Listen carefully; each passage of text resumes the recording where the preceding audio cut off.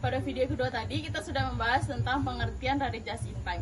Dan pada video kali ini kita akan membahas tentang target Kaizen standar costing. Selamat menyaksikan. Baik, perkenalkan saya Nevi Gesti. Saya akan menjelaskan terkait materi standar costing, target costing, dan Kaizen costing. Next ya. Untuk materi pembahasan kita ada 7. Yang pertama itu pengertian standar costing, yang kedua kegunaan standar costing, yang ketiga hubungan antara standar costing dan anggaran, yang keempat jenis-jenis standar costing, yang kelima konsep target costing, yang keenam konsep Kaizen costing, dan yang terakhir perbedaan antara standar costing, target costing, dan Kaizen costing.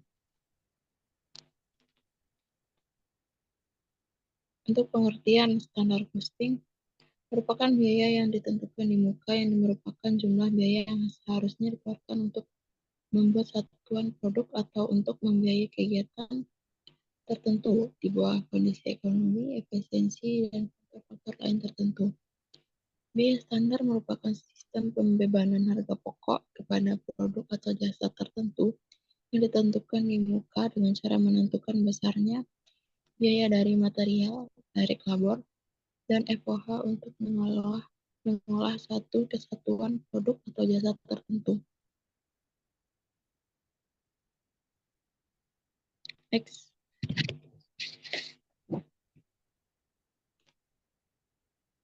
Kegunaan dari standar costing atau biaya standar ini sendiri merupakan alat yang penting dalam menilai pelaksanaan kebijakan yang telah ditetapkan sebelumnya.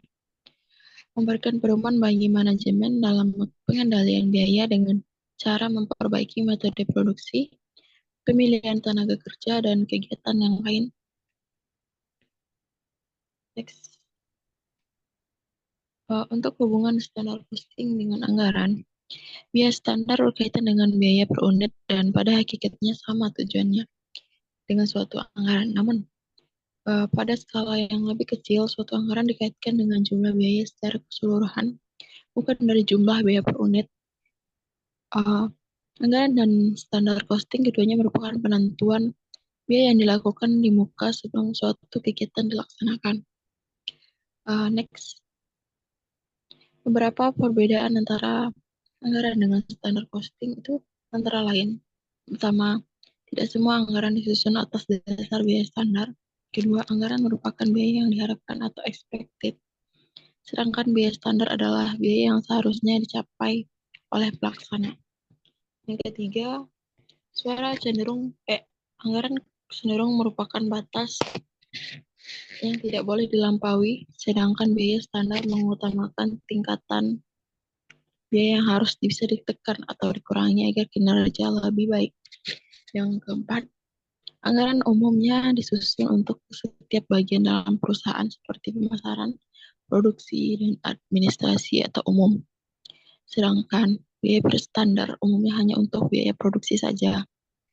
Kelima, selisih biaya yang timbul dari biaya standar akan diinvestigasi atau diperiksa penyebabnya dengan teliti. Sedangkan anggaran tidak didasarkan atas biaya standar, hanya menaikkan penghematan biaya dibanding anggaran. Selisih umumnya tidak diperiksa lebih lanjut. Next. Untuk penentuan jenis-jenis standar, di sini ada 4. Yang pertama, standar kapasitas teoritis. Di sini mendasar kepada kemampuan produksi atau departemen atau pabrik pada kecepatan penuh tanpa berhenti. Yang kedua, standar kapasitas praktis atau practical capacity standar, yang merupakan salah satu konsep pendekatan jangka panjang yang didasarkan pada tingkatan produksi teoritis, dikurangi dengan hambatan-hambatan yang tidak bisa dihindari karena faktor internal.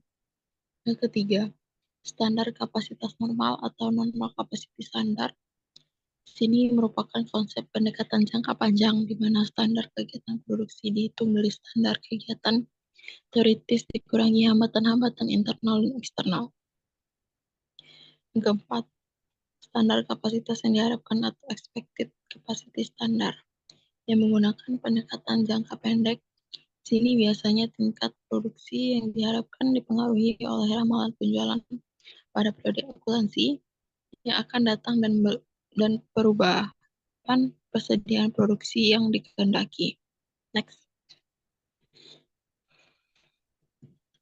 Untuk konsep target costing atau target biaya adalah metode penentuan biaya produksi di mana perusahaan terlebih dahulu menentukan biaya produksi yang harus dikeluarkan berdasarkan harga kompetitif. Dengan demikian, perusahaan memperoleh laba yang diharapkan. Untuk mencari target biaya, di sini kita menggunakan harga jual dikurangi laba yang diharapkan. Dan untuk target costing merupakan metode perencanaan laba dan manajemen laba yang difokuskan pada produk dengan mempertimbangkan proses manufacturing. Untuk konsep Kaizen costing, di sini penganggaran Kaizen adalah pendekatan penganggaran yang menyertakan harapan perbaikan berkelanjutan dalam anggaran. Pendekatan penganggaran Kaizen ini menyesuaikan permintaan dari sumber daya yang dibutuhkan berdasarkan manfaat efisiensi dan produktivitas yang ditargetkan. Untuk mencari target costing ini, kita menggunakan biaya aktual periode sebelumnya dikalikan dengan target rasio pengurangan biaya. Jadi, dalam konsep Kaizen costing ini digunakan untuk menjamin terlaksananya improvement berkelanjutan sejak saat produk selesai didesain dan dikembangkan sampai saat produk dihentikan produksinya sebagai discontinue produk. Next. Untuk perbedaan antara target costing dan standar costing dan juga Kaizen costing, di sini target costing ini adalah alat untuk memantau produk yang dilakukan oleh perusahaan yang digunakan untuk mengatur titik harga produk dan merekayasanya. Jadi fokusnya ini hanya pada penetapan biaya dan harga jual yang diinginkan. Yang untuk standar costing ini adalah penilaian atau perkiraan tentang komponen biaya tertentu yang seharusnya yang mencakup biaya bahan baku, tenaga kerja, dan jasa lainnya yang diperlukan untuk menghasilkan sebuah produk.